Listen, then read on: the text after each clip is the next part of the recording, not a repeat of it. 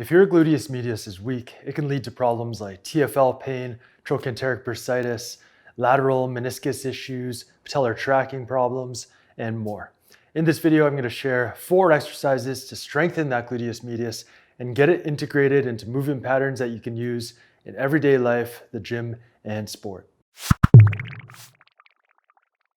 It's Coach E, kinesiologist and founder of Precision Movement, and welcome to another video where we're going to help you move freely and without pain. Today we're going to focus on a muscle called the gluteus medius. Now this muscle, we'll throw a picture of it up as well, lies right around this area. It can often be confused with another muscle called the tensor fasciae latae, which is a little more to the front of the hip, so to the anterior portion of the hip. The thing with these two muscles is that they both perform the function of hip abduction. That's lifting the leg out to the side. And the TFL, the tensor fasciae latae, can often compensate for a weak gluteus medius. And that's why you can get pain and trigger points in that TFL. That's why you can get IT band syndrome, because the TFL inserts into the IT band, and the IT band inserts right here. So if you have that lateral knee pain out here, it could be due to an overactive TFL that's compensating for an underactive and weak gluteus medius. And there are other problems that you can run into if you've got a weak gluteus medius.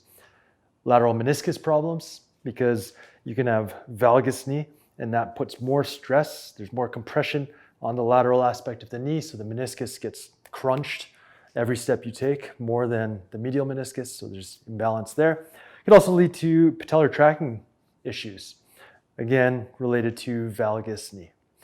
Now, when it comes to strengthening gluteus medius, you want to get the muscle activated first, properly. And that's going to happen once we go through the first exercise, the side-lying hip abduction. And there's just one little tweak there that you need to know to get that muscle firing properly.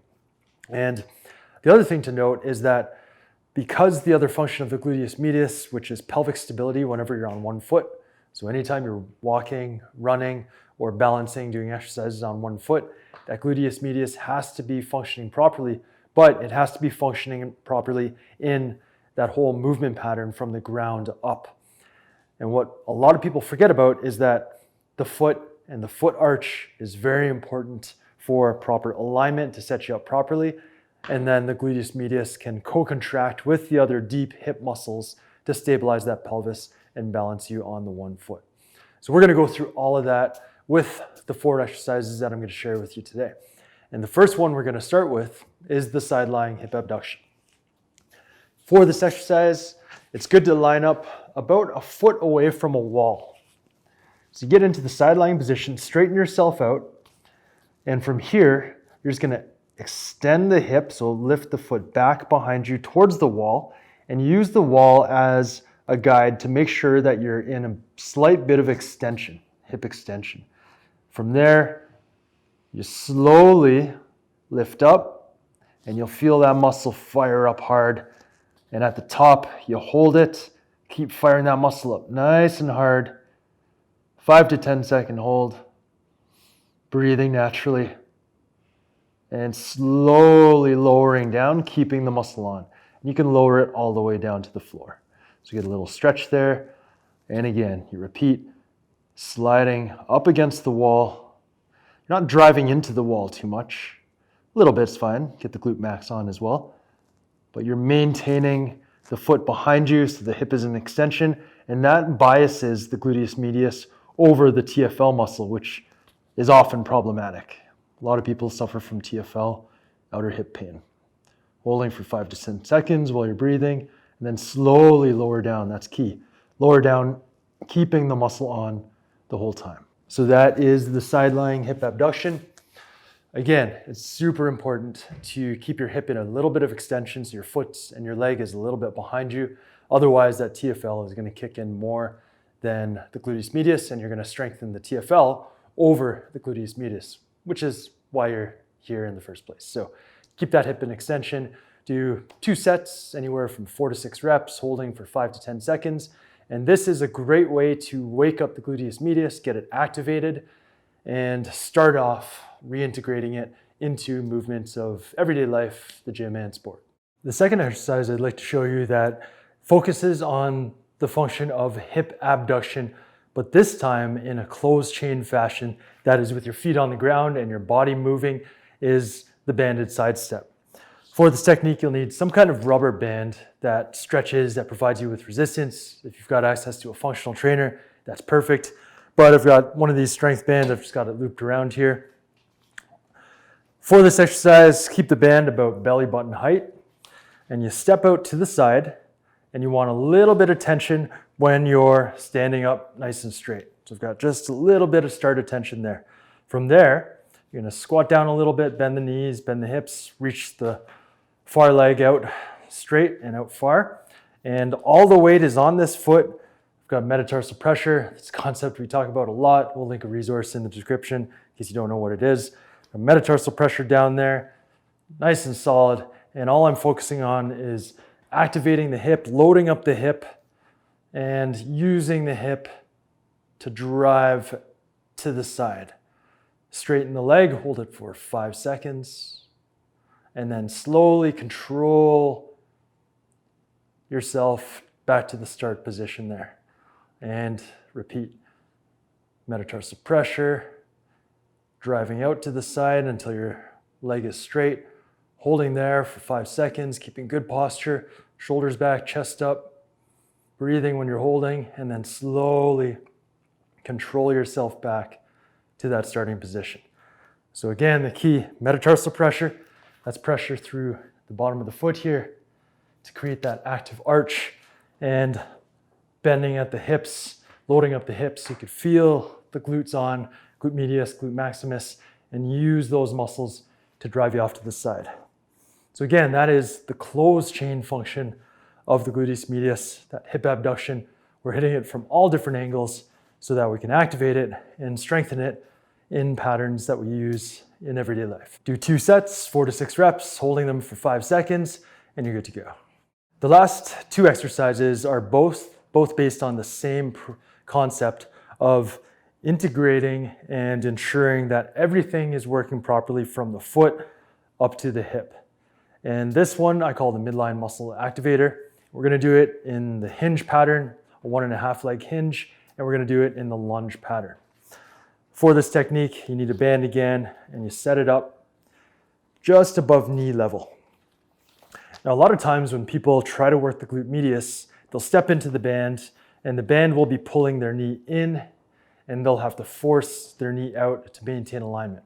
This is okay, but I actually prefer and use the midline muscle activator technique more than the pushing the knee out technique. We'll use it once in a while, especially for somebody with a really bad valgus, but I will definitely use this for everybody who's presenting with a weak glute medius and valgus knees.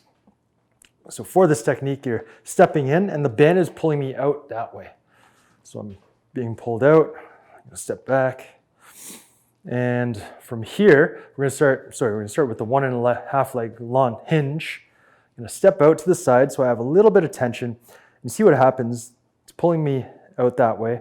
You think, oh, the glute medius is an abductor of the hip. But what happens is when I drive the midline of my foot to the ground to keep flat, that's one of the key points here. So the mid foot has to stay flat on the ground, and you have to have that metatarsal pressure, that active arch. That creates that alignment and strengthens that arch in this functional pattern. And a lot of times people with valgus, they overpronate, they have flat feet. So this is gonna help to restore that. Whereas the band pulling the other way, it pulls you to the outside of your foot, and you have to go more towards the outside of your foot to maintain alignment. And that's actually not what we need when we've got valgus knees, overpronation, and fallen arches. So here, I've got the band pulling me in just a little bit. It doesn't have to be super strong, just enough to get you to fire up your muscles. And what we need to do is we have co-contraction between the hip adductors and the hip abductors to maintain alignment. So the key is leg is straight up and down, good alignment there. Step the other foot back, and it's all hip. So I'm gonna do hip flexion, keep good spinal posture, neutral spine, maintain the metatarsal pressure, the active arch. Most of my weight is up here. This back foot is just for balance. You could even do it on one foot and then come up. So it's just a hinge or a For you weightlifters, Romanian deadlift type of movement pattern, going nice and slow. So the muscles are active throughout this full range of motion. Every degree of range that we're moving through, if we go really slow, we got the muscles on through every degree. So we work that full active range of motion. And you just repeat anywhere from 6 to 8 reps. And then you switch sides. Keep that balance. This is going to wake up stuff in the medial hip, the deep 6 we call it, muscles like the gemellus, obturator, those guys that all function together to give you pelvic stability. Now, the hinge pattern I love because you can go to the 1 foot and work that single foot balance, single leg balance. But the lunge is good as well because then we're integrating knee bend with hip flexion. So lunge pattern, same thing, maintain alignment, metatarsal pressure. Lunge, you can do a static, like a split squat type exercise like that where you don't move, you just keep going up and down. Or you could do a reverse lunge type of exercise where you get a little bit of single leg balance in there as well. So those are the 2 final exercises to strengthen that weak gluteus medius, but it's not just about strengthening it, it's about integrating it into patterns that you need for proper function to keep you moving freely and without pain. So that was today's video. Hope you enjoyed it. If you did, hit a like. If you're not subscribed, stay connected with me because I want to keep you moving and I want to keep you active and doing the things that you love to do. So hit subscribe. And we've got a couple other videos that'll be of interest to you here and here, hip related stuff. And we've also got our hip pain solution, which is brand new. And if you've got hip pain or problems, it's gonna take all of the concepts that we touched on here and progressively train you and strengthen you to get everything working properly, because that's what it's all about.